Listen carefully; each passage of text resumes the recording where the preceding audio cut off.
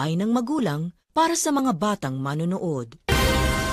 Itinanggi ni Pangulong Rodrigo Duterte na may kinalaman siya sa mga alegasyon ni Janet Napoles laban kay Senator Franklin Drilon sa umunay pagtanggap nito ng campaign funds.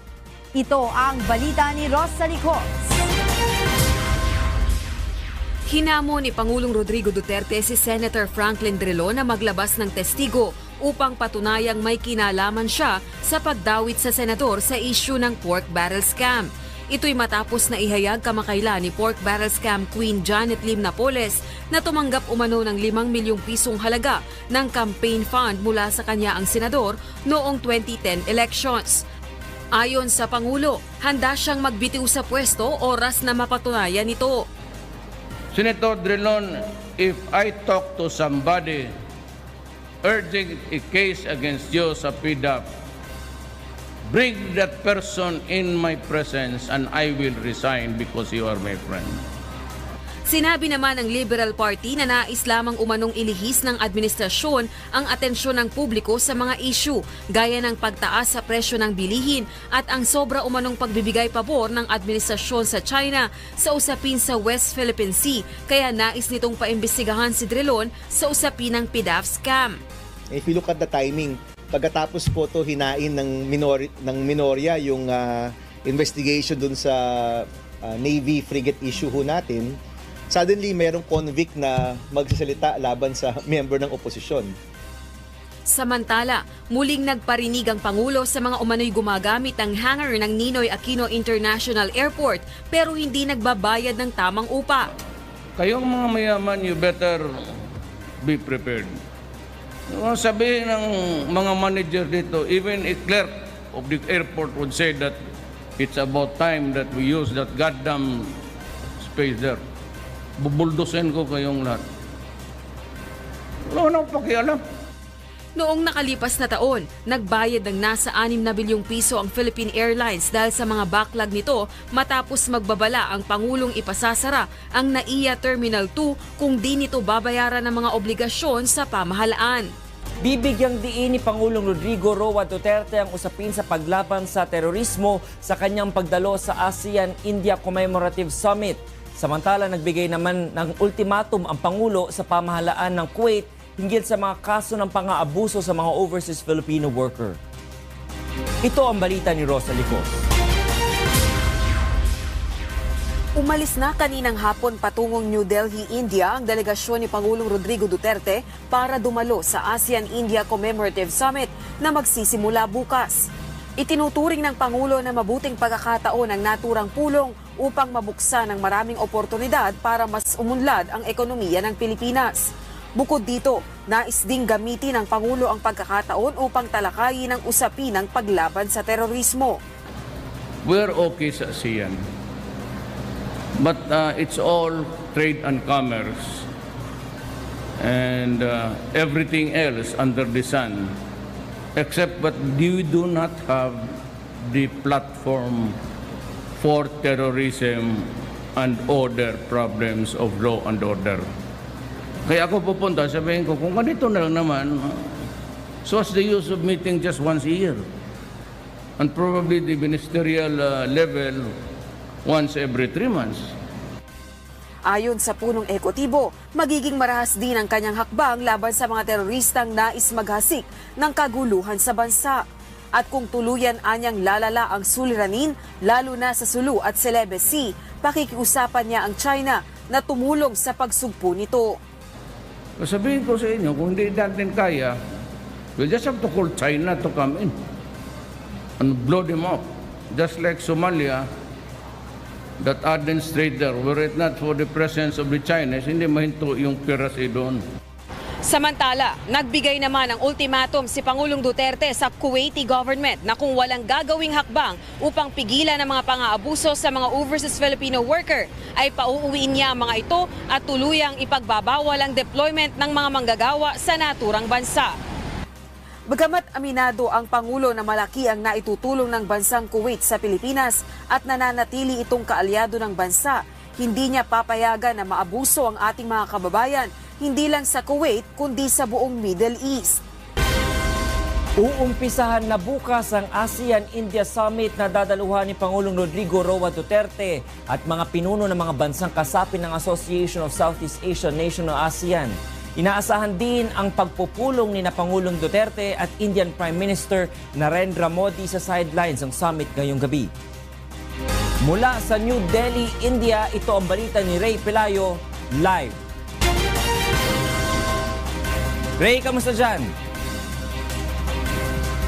Yes, Atty. Reggie, patuloy ang pagdating ng mga leader ng mga bansang kasapi sa Association of Southeast Asian Nations o ASEAN dito sa New Delhi sa India.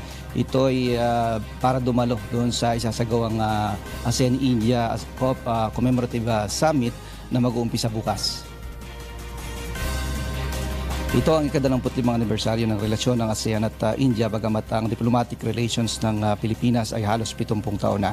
Sa kauna-unahang pagkakataon, Dr. Reggie, ay magiging bisita ng India ang buong ASEAN member states sa pagdiriwang ng kanilang Republic Day sa Biyernes, January 26. Una nang dumating ang mga pinuno ng mga bansang Vietnam, Cambodia at iba pang leader ng Timog Silangang Asya. Ngayong 5:45 PM oras dito sa India ay inasahang pagdating ng Pangulong Rodrigo Duterte. Agad dadidiretso na ito sa bilateral meeting at kay Indian Prime Minister Narendra Modi. Ayon kay Philippine Ambassador to the Republic of India, Teresita Daza, isa ang India sa may malaking investment sa Pilipinas sa larangan ng information technology.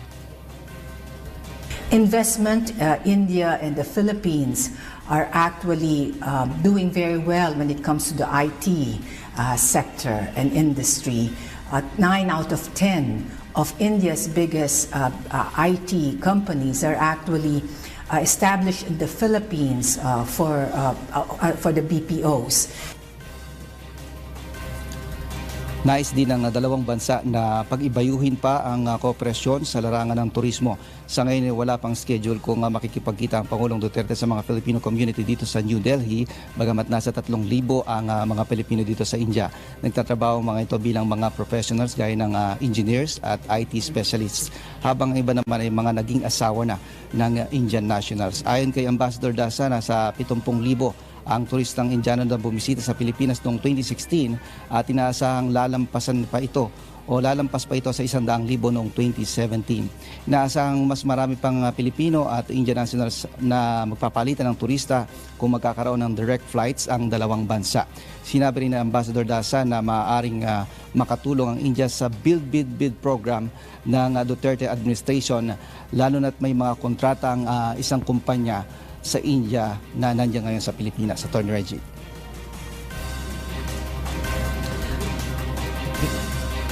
Maraming salamat, Ray Pelayo. Nag-uulat ng live mula sa New Delhi sa India.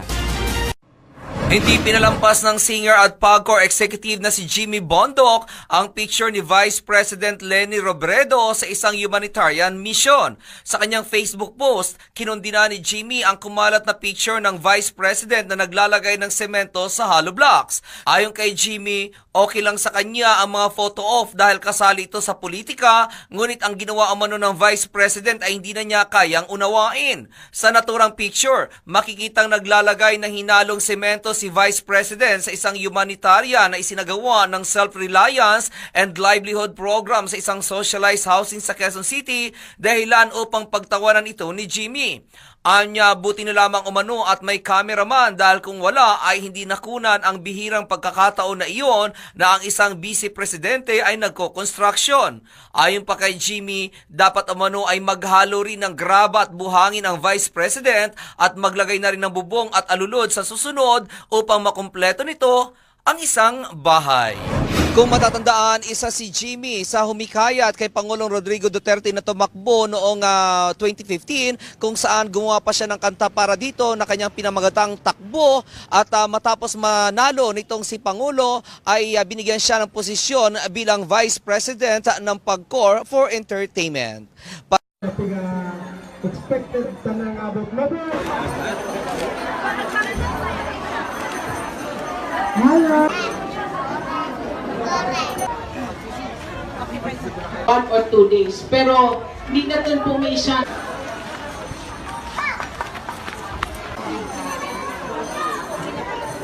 Centers, ang mga eskwelahan, Tapos pong binis...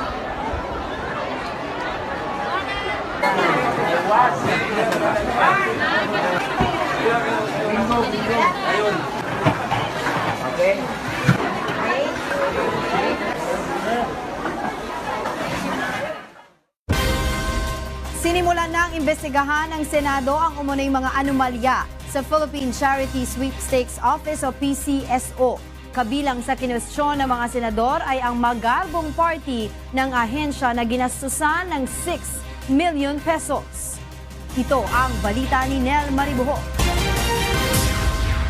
Nagbanggaan ang ilang opisyal ng Philippine Charity Sweepstakes Office sa isinagawang investigasyon ng Senado kanina kaugnay sa umano'y mga anomalya sa ahensya.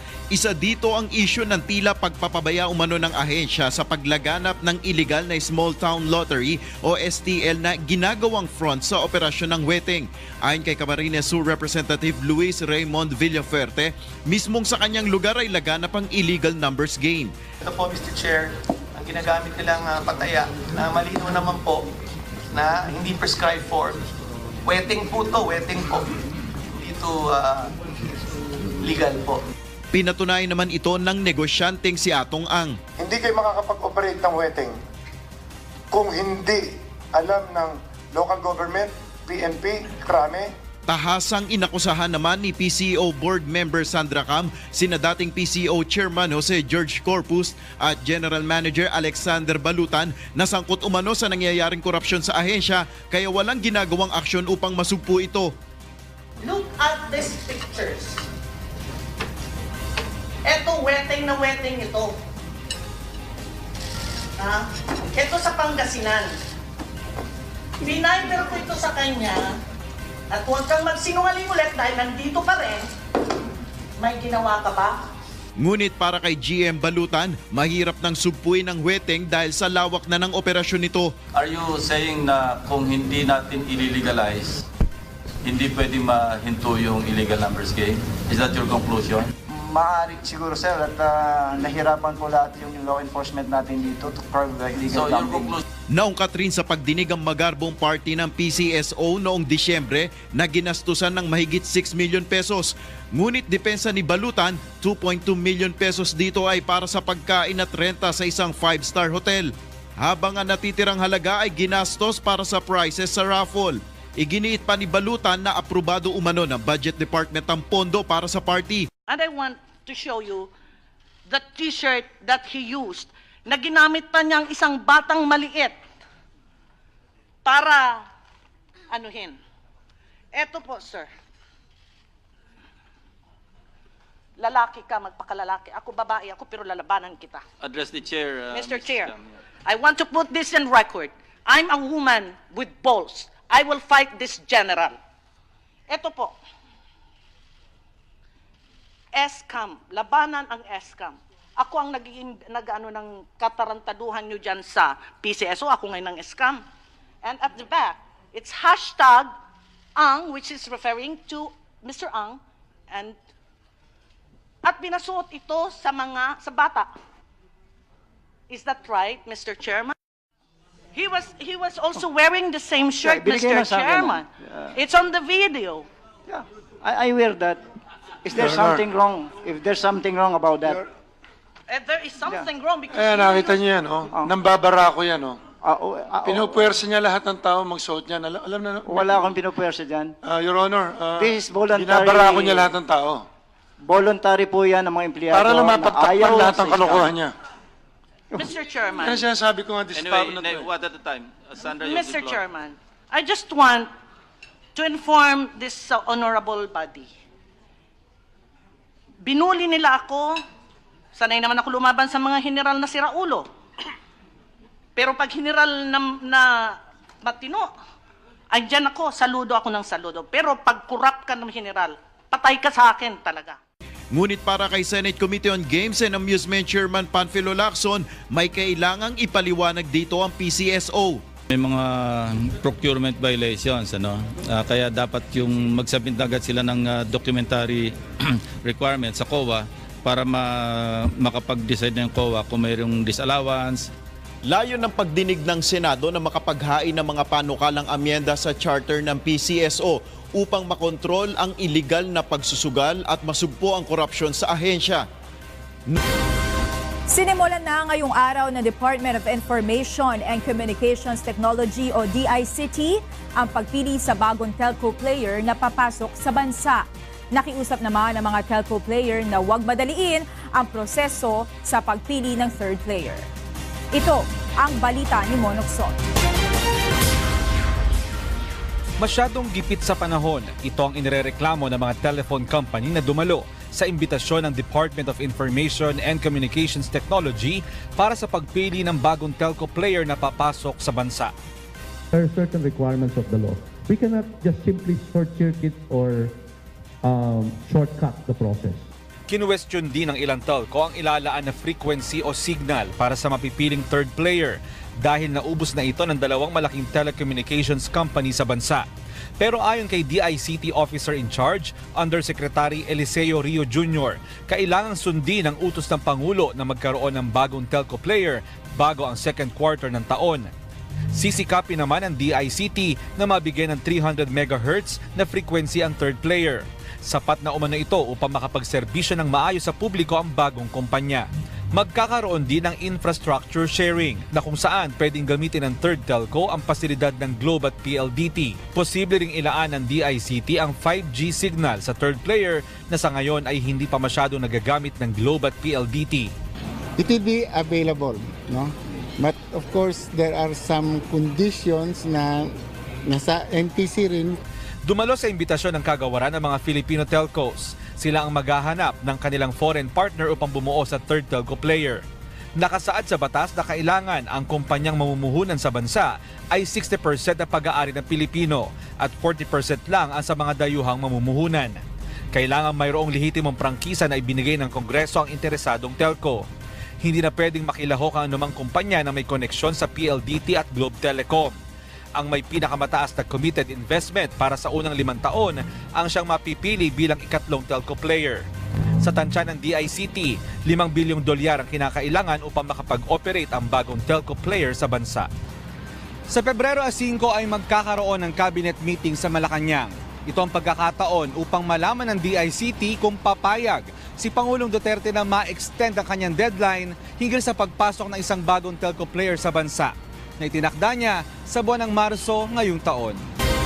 Mas paiigtingin ang recruitment process ng Philippine National Police upang tuluyang mawala ang mga skalawag sa kanilang hanay ayon sa PNP Internal Affairs Service.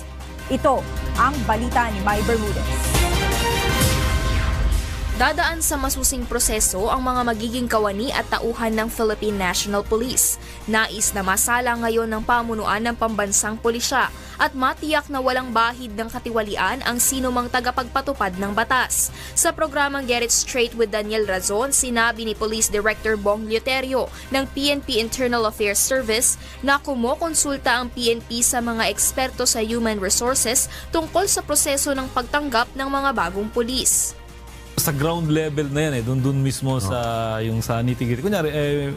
Kunyari meron kayong 1,000 na applicants. Tapos 500 ang pumasa. Pero 300 lang yung may may cut off. 300 lang yung i-recruit. Yes. So doon yung nakikita namin na hindi naman tayo bulag. Nakadepende rin umano sa pangangailangan ng ahensya ang tatanggaping mga personnel. From the standpoint ng human resource management. Yes. Ano ba yung kailangan ng organisasyon ngayon? Diba? Baka kailangan namin ngayon ng mga psychologists or kailangan namin ng mga engineers. Sa datos ng PNP-IAS, mahigit 2,000 kaso ng mga pulis ang kanilang hinawakan noong taong 2017. 200 dito ang inirekomendang i-dismiss sa serbisyo. Samantala, ayon kay retired Lieutenant General Jaime de los Santos, ang Vice Chairman ng Philippine Military Alumni Association, wala umanong pinagkaiba ang magiging paraan ng sandatahang lakas sa pagbabantay ng seguridad ng bansa kung sakaling malipat ang pamamahala ng bansa sa federalismo. I think that should not be the issue kasi right now, yung AFP, meron silang mga proseso para mabawasan ang eskalawag. So regardless whether yung present government o federalism, nandiyan pa rin intact yung ating mekanismo. Nagbanta naman si PNP Chief Police Director General Ronald Bato de la Rosa sa mga pulis na magtutungo sa mga kasino na bibigyan ng one-strike policy at kakasuhan upang maalis sa serbisyo kung magsusugal sa kasino. Ito ang balita ni Lea Ilagan. Pinangunahan ni PNP Chief Police Director General Ronald Bato de la Rosa ang paglalagay ng signage warning sa Soler Casino kung saan nakasaad na mahigpit na ipinagbabawal ang pagpunta at paglalaro sa kasino ng sinumang empleyado ng pamahalaan kabilang ang pulis at sundalo. Ayon kay De La Rosa, one-strike policy ang ipatutupad ng PNP sa mga pulis na lalabag dito. So kung sino yung mag-insist na maglaro sa kasino ng mga pulis, babay, i-dismiss ko kayo. Ayon sa hepe ng PNP, saklaw ng one-strike policy ang mga pulis na nag-finance sa mga player ng kasino at ang mga nakikipagsabwatan sa mga sindikato o kidnappers ng mga nanalo. Kasong administratibo din at kriminal ang isasampa sa mga pulis na mahuhuling nagkakasino. So open disobedience, may kaso kang kriminal at sa akin naman, sa pulis, administratively, kakasuhan kita ng grave misconduct that is dismissible from the service. Nilinaw ni Bato na hindi kasali sa sasampahan ng kaso ang mga nagpupunta lang sa restaurant at mamimili lang sa ilang butik sa loob ng Soler, Okada o sa Resorts World. Sinabi naman ng chairman ng PAGCOR na kakasuhan din ang mga empleyado ng pamahalaan na maglalaro sa mga kasino. Binalaan din ito ang mga casino owners na maaaring patawan ng parusa kung paulit-ulit na magpapapasok ng mga government employees. Ayon pa kay PAGCOR Chairperson Andrea Domingo, nasa 20 empleyado na ng pamahalaan kabilang ang ilang congressman at mayor na namonitor nilang naglalaro sa kasino. Minsan may nakikiusap, pwede ba kaming maglaro? Sabi namin hindi pwede ho eh. Lalo na ngayon, aarestuhin na kayo ng pulis. Maglalagay din ng katulad na signage ang mga otoridad sa iba pang kasino sa bansa. Muling nagsagawa ng kilos protesta ang grupong pinagkaisang samahan ng mga tsuper at Operation Nationwide o Piston upang tutulan ng Jeepney Modernization Program. Hiling ng grupo, ipatigil ang Tanggal Bulok, Tanggal Usok campaign ng Interagency Council for Traffic o IAC. Ito ang balita ni Rachela Dora. Muling nangalampag sa kalsada ang grupong pinagkaisang samahan ng mga tsuper at operator Nationwide o Piston upang igit ang kanilang mariing pagtutol sa Jeepney Modernization Program ng pamahalaan. Isa sa hiling ng grupo ay ang pagpapatigil sa Tanggal Bulok, Tanggal Usok campaign ng Interagency Council on Traffic o IACT. Ayon kay Mode Floranda, ang presidente ng Piston sa National Capital Region, marami na ang di makapamasada sa takot na mahuli at magmulta. Hindi po yan may re-rehistro kapag hindi po pumasa sa kanilang emission testing. Pero bakit sa karsada hinuhuli? Bakit hindi sa panahon na nagre-rehistro? Yung mga jeep, doon nila higpitan. Apela ng grupo sa pamahalaan, tulungan na lamang silang i-rehabilitate ang kanilang mga sasakyan sa halip na i-phase out ang mga jeep at palitan ng electric jeepney. Handa po kaming mag-modernize ng aming mga sasakyan, pero hindi dapat tanggalin ang mga jeepney. Pero ang ibang mga driver hindi nakiisa sa protesta. Walang alawan sa bahay. Pagka-standby isang araw, gutom tayo. Paano naman yung hanap buhay namin? Buti yung mga walang ginagastusan araw-araw. Hanap buhay ang inuuna namin, wala naman makukuha doon. Bagamat umabot sa 700 tsuper at operator ang nakaisa sa kilos protesta, hindi naman ito nakaapekto sa mga pasahero dahil may libreng sakay na inilaan ang pamahalaan. Nakatulong din ang pagsususpinde ng MMDA sa number coding ngayong araw.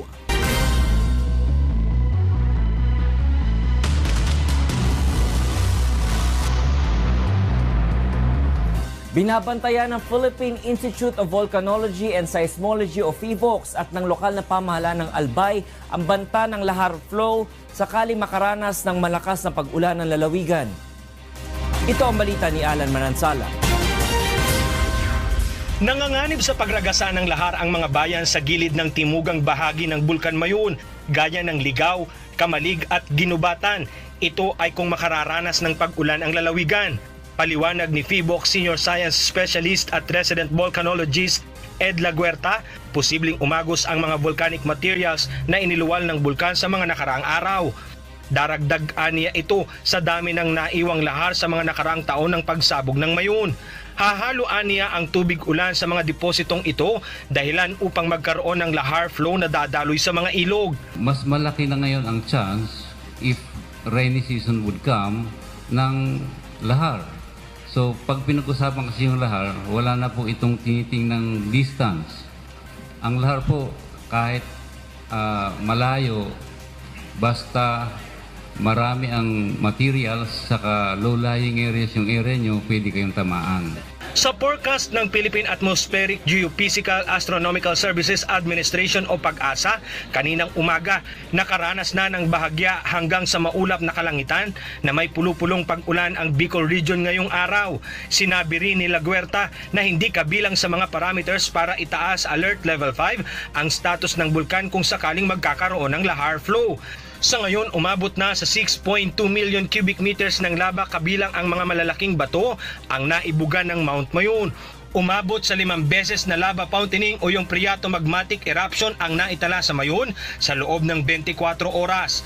3 hanggang 5 kilometro naman ang taas ng ash plumes na ibinuga nito na nakaapekto hanggang sa Iriga City sa Camarines Sur. Pinag-aaralan din ng ahensya ang 4 hanggang 5 oras na patlang na phreatomagmatic volcanic eruption o isang uri ng volcanic eruption na magkahalo ang tubig at lava. Nananatili naman sa Alert Level 4 ang status ng Mayon kung saan mahigpit pa rin ipinagbabawal ang pagpasok sa 6-kilometer Permanent Danger Zone at 8-kilometer Extended Danger Zone sa paligid ng Mount Mayon. Samantala, nilinaw naman ni Cedric Daep, ang head ng APSIMO, na preemptive lamang ang ginawang pagpapalikas sa mga residente sa 9-kilometer Extended Danger Zone. Alan Manansala, UNTV News and Rescue, Albay. Nag-imbak na ng pagkain ang ilang residente sa Albay na hindi lumika sa kabila ng pag-aalboroto ng Bulkang Mayon. Nangangamba naman ang mga ito na baka sa susunod na linggo ay mauubos na rin ang supply nilang pagkain. Ito ang balita ni Joanna Nano. Patuloy na nagmamatigas at ayaw pa ring lumikas ang ilang mga residente na nakatira malapit sa Bulkang Mayon. Katwiran nila, sanay na umano sila at halos kabisado na nila ang mga ganitong sitwasyon kapag nag-aalboruto ang bulkan.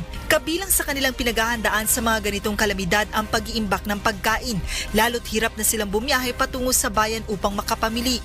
Gaya na lamang ni Mang Antonio na nakapaghanda na ng kanyang kakainin sa loob ng mga susunod na araw habang hindi pa humuhupa ang aktibidad ng Mount Mayon.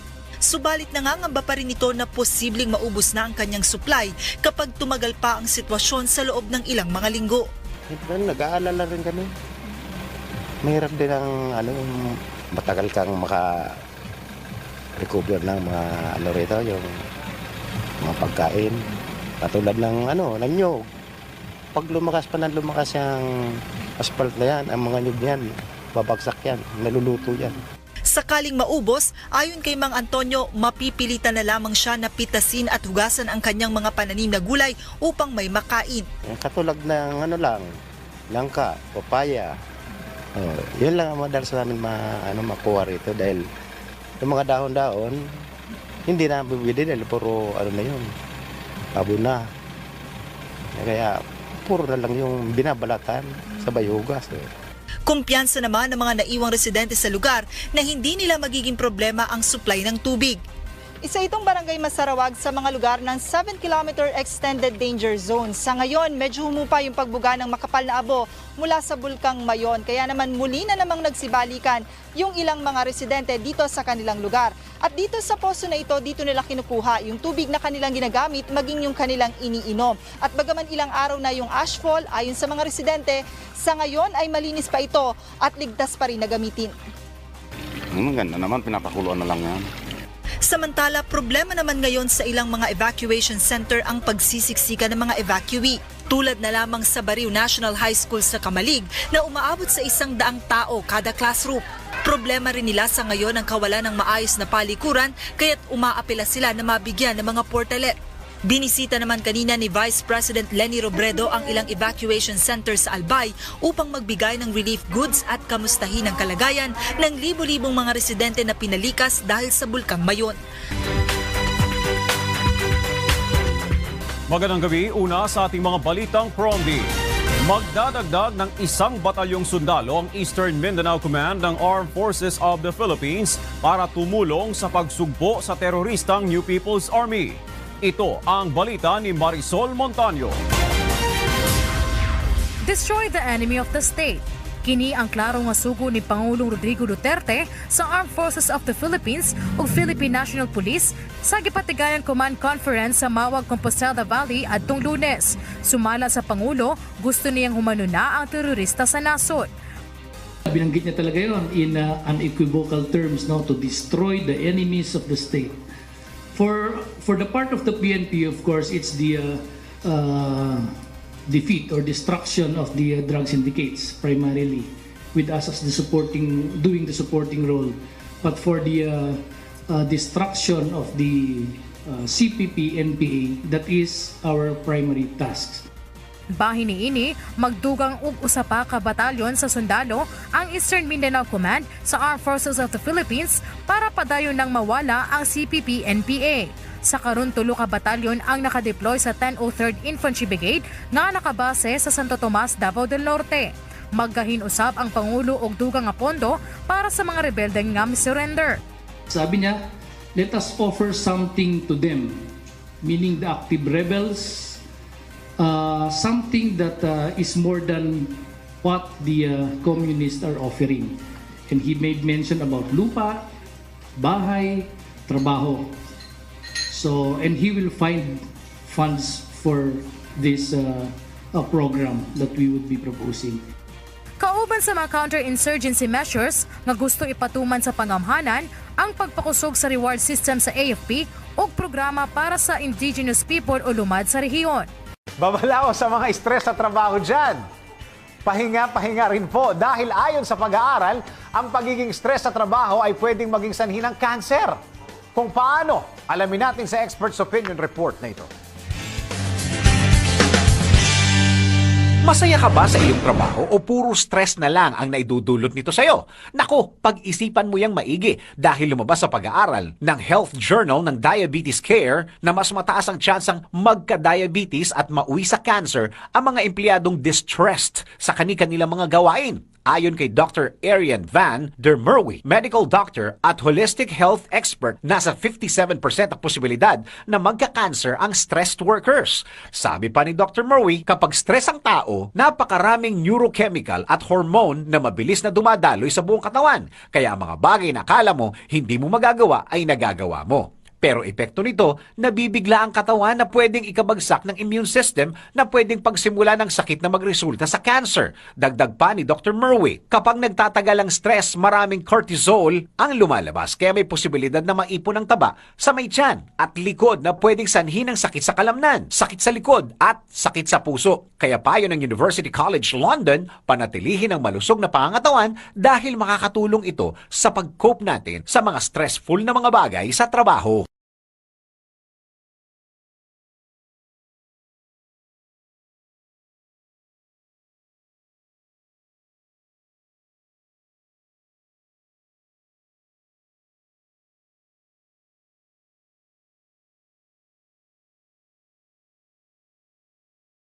Vice President ay hindi na niya kayang unawain. Sa naturang picture, makikitang naglalagay ng hinalong semento si Vice President sa isang humanitarian na isinagawa ng Self-Reliance and Livelihood Program sa isang socialized housing sa Quezon City, dahilan upang pagtawanan ito ni Jimmy. Anya, buti na lamang umano at may cameraman dahil kung wala ay hindi nakunan ang bihirang pagkakataon na iyon na ang isang vice-presidente ay nagko-construction. Ayon pa kay Jimmy, dapat umano ay maghalo rin ng graba at buhangin ang vice president at maglagay na rin ng bubong at alulod sa susunod upang makumpleto nito ang isang bahay.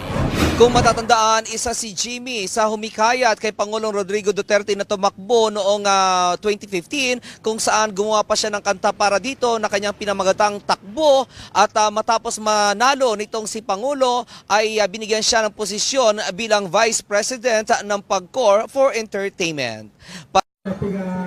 Expected tanang abot na ba?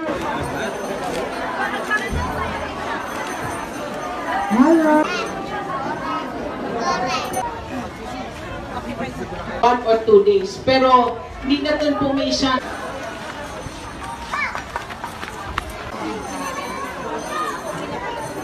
Centers ang mga eskwelahan. Tapos pong binis.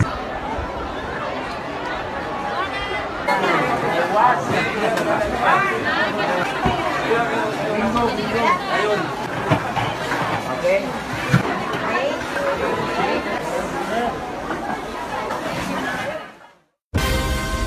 Sinimulan ng imbestigahan ng Senado ang umunay mga anomalya sa Philippine Charity Sweepstakes Office o PCSO. Kabilang sa kinwestiyon ng mga senador ay ang magarbong party ng ahensya na ginastusan ng 6 million pesos. Ito ang balita ni Nel Maribuho. Nagbanggaan ang ilang opisyal ng Philippine Charity Sweepstakes Office sa isinagawang investigasyon ng Senado kanina kaugnay sa umano'y mga anomalya sa ahensya.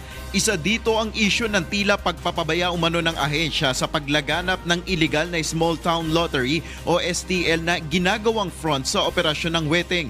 Ayon kay Camarines Sur Representative Luis Raymond Villafuerte, mismong sa kanyang lugar ay laganap ang illegal numbers game.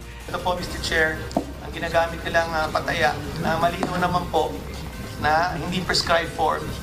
Wetting po to, wetting po. Hindi to legal po. Pinatunayan naman ito ng negosyanteng si Atong Ang. Hindi kayo makakapag-operate ng wetting kung hindi alam ng local government, PNP, krame. Tahasang inakusahan naman ni PCO Board Member Sandra Cam, sina dating PCO Chairman Jose George Corpus at General Manager Alexander Balutan na sangkot umano sa nangyayaring korupsyon sa ahensya kaya walang ginagawang aksyon upang masugpo ito. Look at these pictures. Ito, wetting na wetting ito. Ito sa Pangasinan. Bininder ko ito sa kanya. At huwag kang magsinungaling ulit dahil nandito pa rin, may ginawa ka ba? Ngunit para kay GM Balutan, mahirap nang sugpuin ang weteng dahil sa lawak na ng operasyon nito. Are you saying na kung hindi natin i-legalize, hindi pwedeng mahinto yung illegal numbers game? Is that your conclusion? Maaari siguro sir at nahirapan po lahat yung law enforcement natin dito to curb the illegal gambling. Naungkat rin sa pagdinig ang magarbong party ng PCSO noong Disyembre na ginastusan ng mahigit 6 million pesos. Ngunit depensa ni Balutan, 2.2 million pesos dito ay para sa pagkain at renta sa isang 5-star hotel. Habang ang natitirang halaga ay ginastos para sa prizes sa raffle. Iginiit pa ni Balutan na aprobado umano ng Budget Department ang pondo para sa party. And I want to show you the t-shirt that he used na ginamit pa niyang isang batang maliit para anuhin. Eto po, sir. Lalaki ka, magpakalalaki. Ako babae, ako pero lalabanan kita. Address the chair. Mr. Chair, I want to put this in record. I'm a woman with balls. I will fight this general. Eto po. Escam, labanan ang Escam. Ako ang nag-ano ng katarantaduhan nyo dyan sa PCSO, ako ngayon ng Escam. And at the back, it's hashtag Ang, which is referring to Mr. Ang, and at pinasuot ito sa bata. Is that right, Mr. Chairman? He was also wearing the same shirt, Mr. Chairman. It's on the video. Yeah, I wear that. Is there something wrong? If there's something wrong about that? There is something wrong because... Ayan, nakita niyo yan, oh. Nambabara ko yan, oh. Pinupuwersa niya lahat ng tao magsuot niyan. Alam na... Wala akong pinupuwersa dyan. Your Honor, this is voluntary... binabara ko niya lahat ng tao. Voluntary po yan ng mga empleyado. Para lang mapagtakpan lahat ng kalokohan niya. Mr. Chairman. Ano sinasabi ko nga this anyway, what at the time? Sandra, Mr. Chairman, I just want to inform this honorable body. Binuli nila ako, sanay naman ako lumaban sa mga general na siraulo. Pero pag general na matino, andyan ako, saludo ako ng saludo. Pero pag corrupt ka ng general, patay ka sa akin talaga. Ngunit para kay Senate Committee on Games and Amusement Chairman Panfilo Lacson, may kailangang ipaliwanag dito ang PCSO. May mga procurement violations, kaya dapat yung magsubmit agad sila ng documentary requirements sa COA para makapag-decide ng COA kung mayroong disallowance. Layo ng pagdinig ng Senado na makapaghain ng mga panukalang amyenda sa charter ng PCSO upang makontrol ang iligal na pagsusugal at masugpo ang korupsyon sa ahensya. Sinimulan na ngayong araw ng Department of Information and Communications Technology o DICT ang pagpili sa bagong telco player na papasok sa bansa. Nakiusap naman ang mga telco player na huwag madaliin ang proseso sa pagpili ng third player. Ito ang balita ni Monokson. Masyadong gipit sa panahon, ito ang inirereklamo ng mga telephone company na dumalo sa imbitasyon ng Department of Information and Communications Technology para sa pagpili ng bagong telco player na papasok sa bansa. There are certain requirements of the law. We cannot just simply short-circuit or shortcut the process. Kinuwestiyon din ng ilang telco ang ilalaan na frequency o signal para sa mapipiling third player dahil naubos na ito ng dalawang malaking telecommunications company sa bansa. Pero ayon kay DICT Officer in Charge, Undersecretary Eliseo Rio Jr., kailangang sundin ang utos ng Pangulo na magkaroon ng bagong telco player bago ang second quarter ng taon. Sisikapin naman ang DICT na mabigyan ng 300 MHz na frequency ang third player. Sapat na umano ito upang makapagserbisyo ng maayos sa publiko ang bagong kumpanya. Magkakaroon din ng infrastructure sharing na kung saan pwedeng gamitin ng third telco ang pasilidad ng Globe at PLDT. Posible ring ilaan ng DICT ang 5G signal sa third player na sa ngayon ay hindi pa masyado nagagamit ng Globe at PLDT. It will be available, no? But of course, there are some conditions na nasa NTC rin. Dumalo sa imbitasyon ng kagawaran ng mga Filipino telcos. Sila ang maghahanap ng kanilang foreign partner upang bumuo sa third telco player. Nakasaad sa batas na kailangan ang kumpanyang mamumuhunan sa bansa ay 60% na pag-aari ng Pilipino at 40% lang ang sa mga dayuhang mamumuhunan. Kailangan mayroong lehitimong prangkisa na ibinigay ng Kongreso ang interesadong telco. Hindi na pwedeng makilahok ang anumang kumpanya na may koneksyon sa ng magulang para sa mga batang manonood. Itinanggi ni Pangulong Rodrigo Duterte na may kinalaman siya sa mga alegasyon ni Janet Napoles laban kay Senator Franklin Drilon sa umunay pagtanggap nito ng campaign funds. Ito ang balita ni Rosalie Cox. Hinamo ni Pangulong Rodrigo Duterte si Senator Franklin Drilon na maglabas ng testigo upang patunayang may kinalaman siya sa pagdawit sa senador sa issue ng pork barrel scam. Ito'y matapos na ihayag kamakailan ni pork barrel scam queen Janet Lim Napoles na tumanggap umano ng 5 milyong pisong halaga ng campaign fund mula sa kanya ang senador noong 2010 elections. Ayon sa Pangulo, handa siyang magbitiw sa pwesto oras na mapatunayan ito. Senator Drilon, if I talk to somebody urging a case against you sa PDAP, bring that person in my presence and I will resign because you are my friend. Sinabi naman ng Liberal Party na nais lamang umanong ilihis ng administrasyon ang atensyon ng publiko sa mga issue gaya ng pagtaas sa presyo ng bilihin at ang sobra umanong pagbibigay pabor ng administrasyon sa China sa usapin sa West Philippine Sea, kaya nais nitong paimbestigahan si Drilon sa usapin ng PDAF scam. If you look at the timing, pagkatapos po to hinain ng minorya yung investigation dun sa Navy frigate issue ho natin, suddenly mayroong convict na magsasalita laban sa member ng oposisyon. Samantala, muling nagparinig ang Pangulo sa mga umano'y gumagamit ng hangar ng Ninoy Aquino International Airport pero hindi nagbabayad ng tamang upa. Kayong mga mayaman, you better be prepared. Sabihin ng mga manager dito, even a clerk of the airport would say that it's about time that we use that goddamn space there. Bubuldosin ko kayong lahat. Wala na akong pakialam. Noong nakalipas na taon, nagbayad ng nasa 6 na bilyong piso ang Philippine Airlines dahil sa mga backlog nito matapos magbabala ang Pangulong ipasasara ang NAIA Terminal 2 kung di nito babayaran ng mga obligasyon sa pamahalaan. Bibigyang diin ni Pangulong Rodrigo Roa Duterte ang usapin sa paglaban sa terorismo sa kanyang pagdalo sa ASEAN-India Commemorative Summit. Samantala, nagbigay naman ng ultimatum ang Pangulo sa pamahalaan ng Kuwait hinggil sa mga kaso ng pang-aabuso sa mga overseas Filipino worker. Ito ang balita ni Rosa Licos. Umalis na kaninang hapon patungong New Delhi, India ang delegasyon ni Pangulong Rodrigo Duterte para dumalo sa ASEAN-India Commemorative Summit na magsisimula bukas. Itinuturing ng Pangulo na mabuting pagkakataon ang naturang pulong upang mabuksan ng maraming oportunidad para mas umunlad ang ekonomiya ng Pilipinas. Bukod dito, nais ding gamitin ng Pangulo ang pagkakataon upang talakayin ang usapin ng paglaban sa terorismo.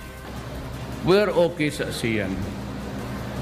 But it's all trade and commerce and everything else under the sun. Except that we do not have the platform for terrorism and other problems of law and order. Kaya ako pupunta, sabihin ko, kung ganito na lang naman, so what's the use of meeting just once a year? And probably the ministerial level once every 3 months. Ayon sa punong ekotibo, magiging marahas din ang kanyang hakbang laban sa mga teroristang nais maghasik ng kaguluhan sa bansa. At kung tuluyan anyang lalala ang suliranin, lalo na sa Sulu at Celebes Sea, pakikiusapan niya ang China na tumulong sa pagsugpo nito. Sabihin ko sa inyo, kung hindi natin kaya, we just have to call China to come in and blow them up. Just like Somalia, that Aden Strait there, were it not for the presence of the Chinese, hindi mahinto yung pirasi doon. Samantala, nagbigay naman ng ultimatum si Pangulong Duterte sa Kuwaiti government na kung walang gagawing hakbang upang pigilan ang mga pang-aabuso sa mga overseas Filipino worker, ay pauuwiin niya ang mga ito at tuluyang ipagbabawal ang deployment ng mga manggagawa sa naturang bansa. Bagamat aminado ang Pangulo na malaki ang naitutulong ng bansang Kuwait sa Pilipinas at nananatili itong kaalyado ng bansa, hindi niya papayagan na maabuso ang ating mga kababayan, hindi lang sa Kuwait kundi sa buong Middle East. Uumpisahan na bukas ang ASEAN-India Summit na dadaluhan ni Pangulong Rodrigo Roa Duterte at mga pinuno ng mga bansang kasapi ng Association of Southeast Asian Nations o ASEAN. Inaasahan din ang pagpupulong ni Pangulong Duterte at Indian Prime Minister Narendra Modi sa sidelines ng summit ngayong gabi. Mula sa New Delhi, India, ito ang balita ni Ray Pelayo, live. Ray, kamusta dyan? Yes, Atty. Reggie, patuloy ang pagdating ng mga leader ng mga bansang kasapi sa Association of Southeast Asian Nations o ASEAN dito sa New Delhi sa India. Ito ay para dumalo doon sa isasagawang ASEAN-India Commemorative Summit na mag-uumpisa bukas. Ito ang ika-25 anibersaryo ng relasyon ng ASEAN at India, bagamat ang diplomatic relations ng Pilipinas ay halos 70 taon na. Sa kauna-unahang pagkakataon, Dr. Reggie, ay magiging bisita ng India ang buong ASEAN member states sa pagdiriwang ng kanilang Republic Day sa Biyernes, January 26. Una nang dumating ang mga pinuno ng mga bansang Vietnam, Cambodia at iba pang leader ng Timog Silangang Asya. Ngayong 5:45 PM oras dito sa India ay inaasahan ng pagdating ng Pangulong Rodrigo Duterte. Agad na didiretso na ito sa bilateral meeting at kay Indian Prime Minister Narendra Modi. Ayon kay Philippine Ambassador to the Republic of India, Teresita Daza, isang India sa may malaking investment sa Pilipinas sa larangan ng information technology. Investment, India and the Philippines are actually doing very well when it comes to the IT sector and industry. 9 out of 10 of India's biggest IT companies are actually established in the Philippines for the BPOs. Nais din ng dalawang bansa na pag-ibayuhin pa ang kooperasyon sa larangan ng turismo. Sa ngayon wala pang schedule kung makikipagkita ang Pangulong Duterte sa mga Filipino community dito sa New Delhi, bagamat nasa 3,000 ang mga Pilipino dito sa India. Nagtatrabaho mga ito bilang mga professionals gaya ng engineers at IT specialists, habang iba naman ay mga naging asawa na ng Indian nationals. Ayon kay Ambassador Daza, nasa 70,000 ang turistang Indiano na bumisita sa Pilipinas noong 2016 at inaasahang lalampas pa ito sa 100,000 noong 2017. Inaasahang mas marami pang Pilipino at Indian nationals na magpapalitan ng turista kung magkakaroon ng direct flights ang dalawang bansa. Sinabi rin ng Ambassador Daza na maaaring makatulong ang India sa Build Bid Bid program ng Duterte administration, lalo na't may mga kontrata ang isang kumpanya sa India na nandiyan ngayon sa Pilipinas, sa Attorney Reggie.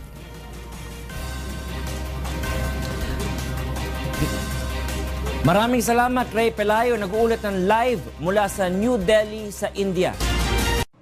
Hindi pinalampas ng singer at PAGCOR executive na si Jimmy Bondoc ang picture ni Vice President Leni Robredo sa isang humanitarian mission. Sa kanyang Facebook post, kinundina ni Jimmy ang kumalat na picture ng Vice President na naglalagay ng semento sa hollow blocks. Ayon kay Jimmy, okay lang sa kanya ang mga photo off dahil kasali ito sa politika, ngunit ang ginawa umano ng sa PLDT at Globe Telecom. Ang may pinakamataas na committed investment para sa unang 5 taon ang siyang mapipili bilang ikatlong telco player. Sa tansya ng DICT, $5 bilyong ang kinakailangan upang makapag-operate ang bagong telco player sa bansa. Sa Pebrero 5 ay magkakaroon ng cabinet meeting sa Malacanang. Ito ang pagkakataon upang malaman ng DICT kung papayag si Pangulong Duterte na ma-extend ang kanyang deadline hinggil sa pagpasok ng isang bagong telco player sa bansa na itinakda niya sa buwan ng Marso ngayong taon. Mas paiigtingin ang recruitment process ng Philippine National Police upang tuluyang mawala ang mga skalawag sa kanilang hanay ayon sa PNP Internal Affairs Service. Ito ang balita ni May Bermudez. Dadaan sa masusing proseso ang mga magiging kawani at tauhan ng Philippine National Police. Nais na masala ngayon ng pamunuan ng pambansang pulisya at matiyak na walang bahid ng katiwalian ang sinumang tagapagpatupad ng batas. Sa programang Get It Straight with Daniel Razon, sinabi ni Police Director Bong Lioterio ng PNP Internal Affairs Service na kumokonsulta ang PNP sa mga eksperto sa human resources tungkol sa proseso ng pagtanggap ng mga bagong pulis. Sa ground level na yan doon mismo sa yung sa nitty-gritty. Kunyari meron kayong 1,000 na applicants. Tapos 500 ang pumasa. Pero 300 lang yung 300 lang yung may cut off, 300 lang yung i-recruit. Yes. So doon yung nakikita namin na hindi naman tayo bulag. Nakadepende rin umano sa pangangailangan ng ahensya ang tatanggaping mga personnel. From the standpoint ng human resource management. Yes. Ano ba yung kailangan ng organisasyon ngayon? Diba? Baka kailangan namin ngayon ng mga psychologists or kailangan namin ng mga engineers. Sa datos ng PNP-IAS, mahigit 2,000 kaso ng mga pulis ang kanilang hinawakan noong taong 2017. 200 dito ang inirekomendang i-dismiss sa serbisyo. Samantala, ayon kay retired Lieutenant General Jaime de los Santos, ang Vice Chairman ng Philippine Military Alumni Association, wala umanong pinagkaiba ang magiging paraan ng sandatahang lakas sa pagbabantay ng seguridad ng bansa kung sakaling malipat ang pamamahala ng bansa sa federalismo. I think that should not be the issue kasi right now, yung AFP, meron silang mga proseso para mabawasan iskalawag. So regardless whether yung present government o federalism, nandiyan pa rin intact yung ating mekanismo. Nagbanta naman si PNP Chief Police Director General Ronald Bato de la Rosa sa mga pulis na magtutungo sa mga kasino na bibigyan ng one-strike policy at kakasuhan upang maalis sa serbisyo kung magsusugal sa kasino. Ito ang balita ni Lea Ilagan.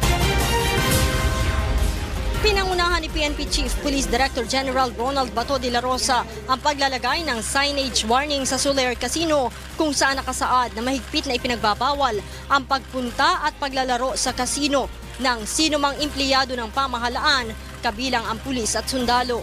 Ayon kay De La Rosa, one-strike policy ang ipatutupad ng PNP sa mga pulis na lalabag dito. So kung sino yung mag-insist na maglaro sa casino na mga pulis, babay, i-dismiss ko kayo. Ayon sa hepe ng PNP, saklaw ng one-strike policy ang mga pulis na nag-finance sa mga player ng casino at ang mga nakikipagsabwatan sa mga sindikato o kidnappers ng mga nanalo.